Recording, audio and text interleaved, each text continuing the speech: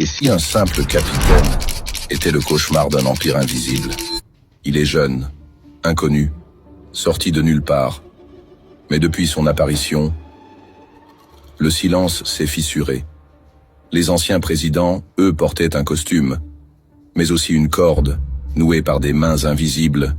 Ils gouvernaient, sans jamais régner, signaient, sans comprendre ce qu'ils donnaient, car la première indépendance n'était qu'un décor, une illusion peinte à la main par les colonisateurs eux-mêmes.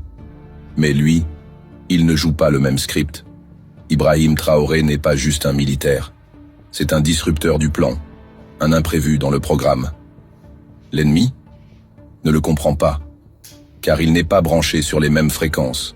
Il n'est pas relié à eux, ni par la dette, ni par le sang, ni par le silence. Il parle de souveraineté, mais sa voix ce n'est pas juste des mots, c'est une onde, un souffle, un code spirituel qui réveille les peuples.